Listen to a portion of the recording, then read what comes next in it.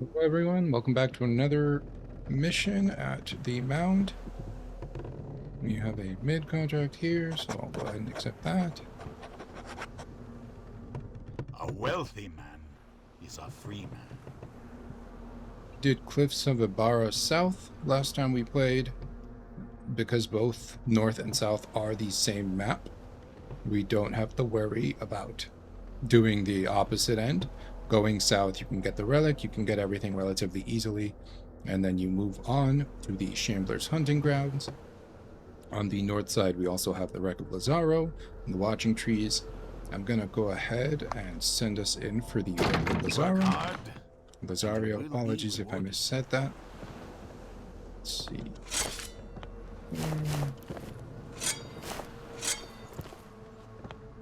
That. Don't need that.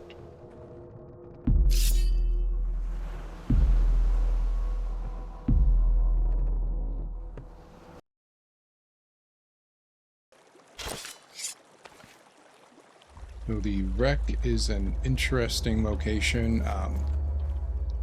Collected that beforehand. There's Humalhide arrows. Some rounds here. This map is very weird in the sense that you only have one way to get to the fort logbook, and it's not very intuitive, so it's definitely a hard one for most people to beat. To start off, you're just going to cross the bridge. You can ignore the other path. It's a dead end. We're going to run up until we see those two waterfalls. I generally just follow the one on the left.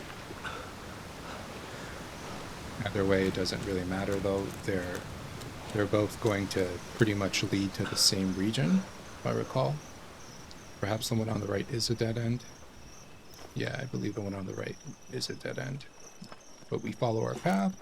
I believe there is a way to the right, or at least something to collect here. I think this time around there was a helmet. We can stay on the path here.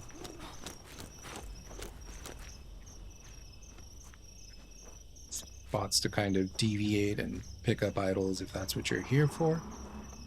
Up ahead, it looks like we have a bird.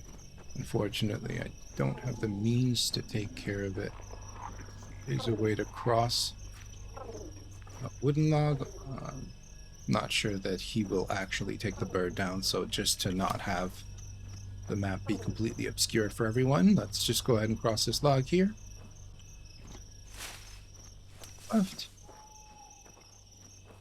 Go right, and we follow the trail on this end. Actually, apologies. The trail just leads to this end, so you can go right, left. Apology. You can go left as soon as you get to the across the log.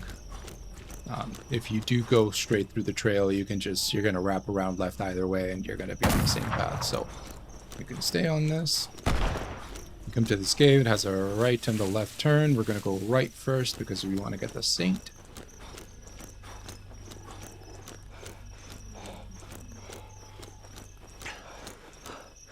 So I know this area up here tends to have idols. Down here in the cave, I believe there is something in this corner. Looks like there is a spot for a relic. Relic this time.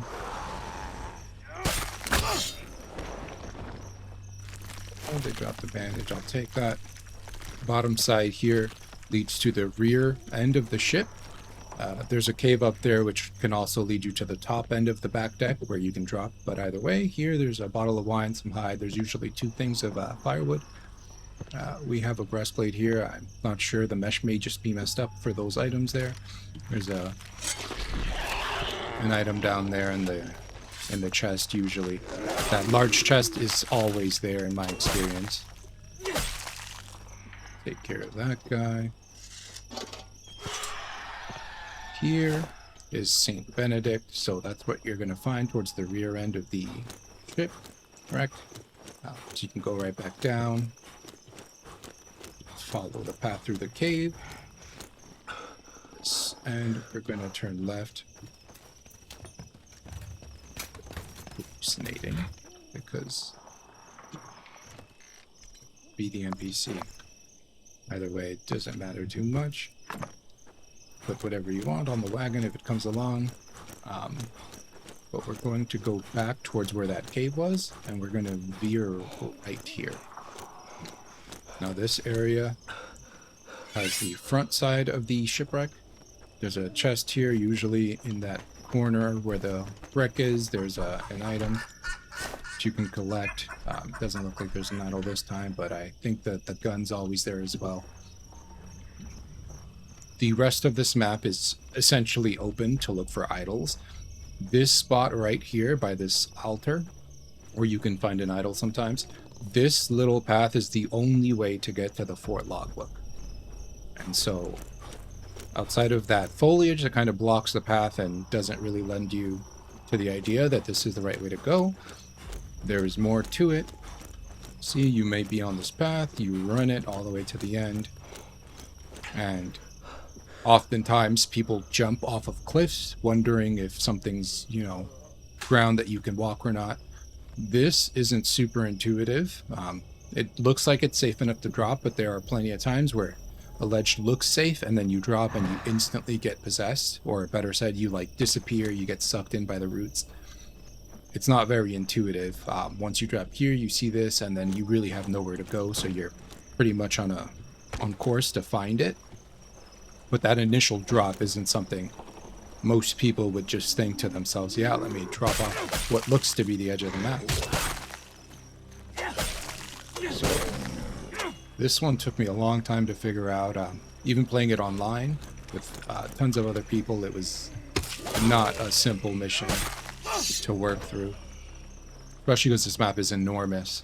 So you can very easily get lost and miss that tiny little path there. For those of you who follow along or already know the path, you know that here we drop into the fort.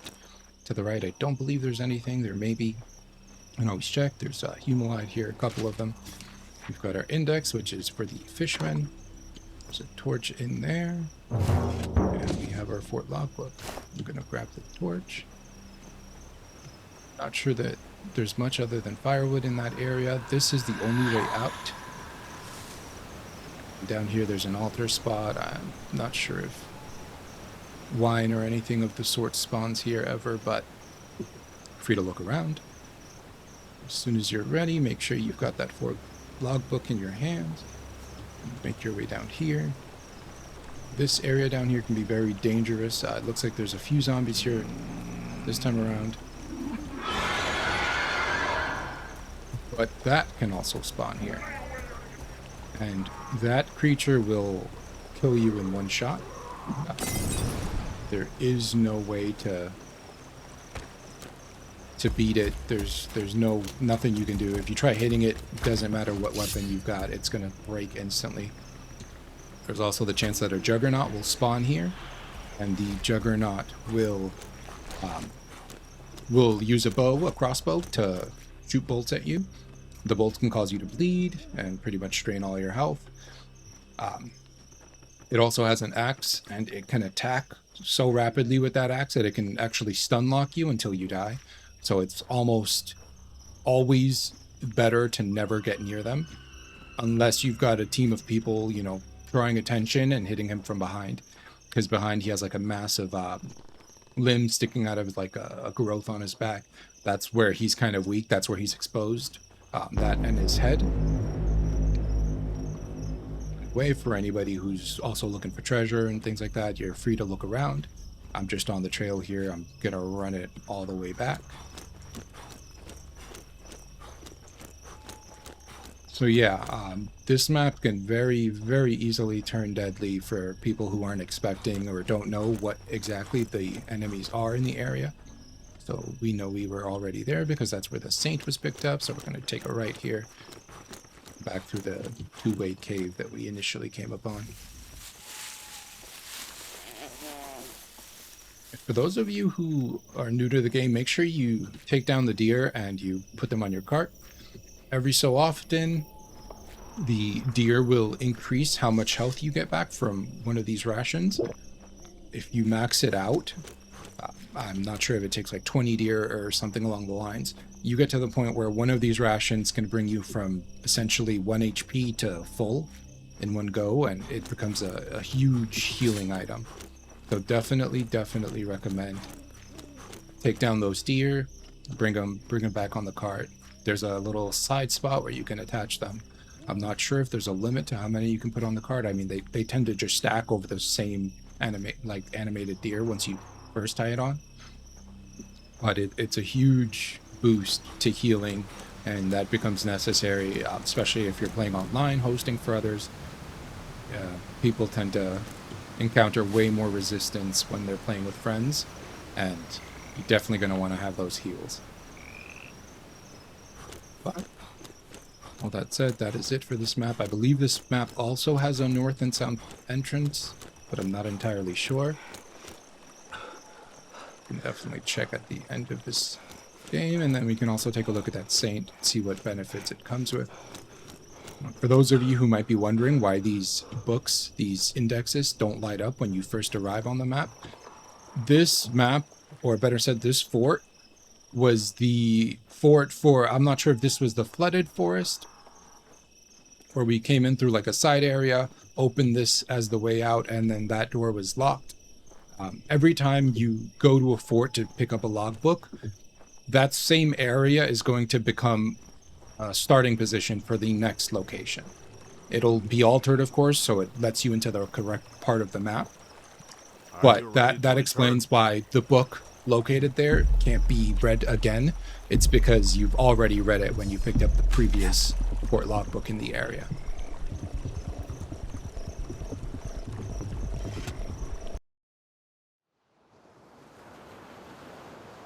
These words were written in a blood-drenched journal without a name.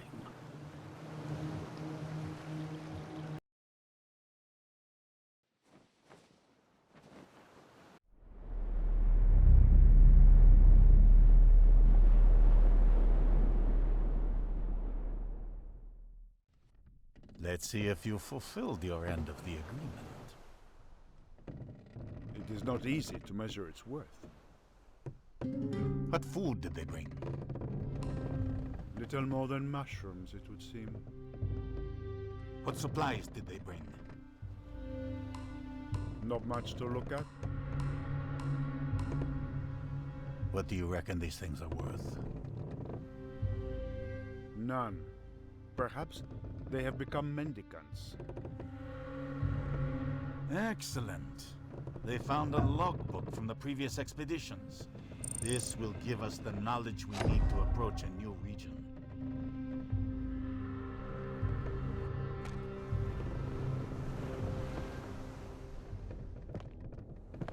Just take a peek over here. So Saint Benedict gives you the ability to survive one deadly blow each day, so another pretty good one for team play. It helps you avoid, a fatal blow, so if you're at 1 HP, you get hit again. That pretty much stops you from dying and gives you one more chance. That's really good, especially for the end, when the forest wakes up and you've got all the wriggly worm guys coming at you in threes.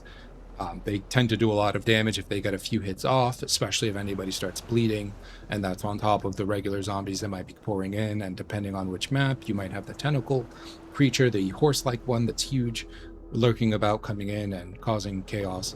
And you may also have several juggernauts in the map launching, arrows at you from corners you're not expecting. So Saint Benedict is also a really good one to have. In regards to the rations, if you go all the way to the bottom deck, you walk over here to the cook, The journey you can has talk been to long. him, but You people eat like pigs. I warned the captain that our stores are depleted. But you know how he is.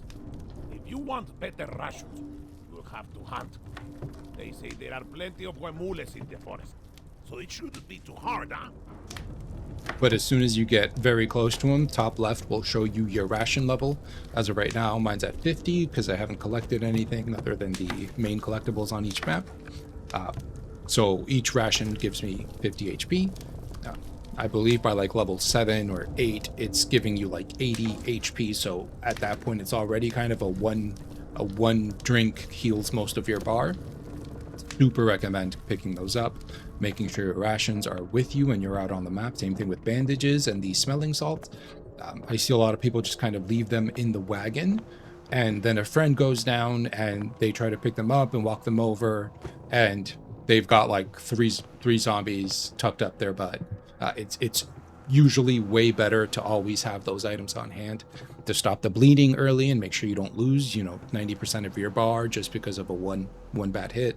Make sure you can recover quickly so you avoid going down. And then the smelling salts, because sometimes waiting for the cart to come isn't a possibility if you have to fight to kind of keep yourself alive and your friends on the ground, and the roots are about to come take them and send them back as a corrupted, which is just more damage for you later on. But yeah, definitely recommend keeping the healing items on board with you everywhere you go. Split them amongst your teammates if you're playing online. It's usually way worth the effort, and there's nothing you can't find on the map that wouldn't cover the cost of those items almost instantly, really. Most relics start at 100, which that outdoes the salts, the rations, the bandages, pretty much all of it. Either way, I hope you guys learned something. Let me know your thoughts on the game so far. Leave a like, comment, etc. Have a good one.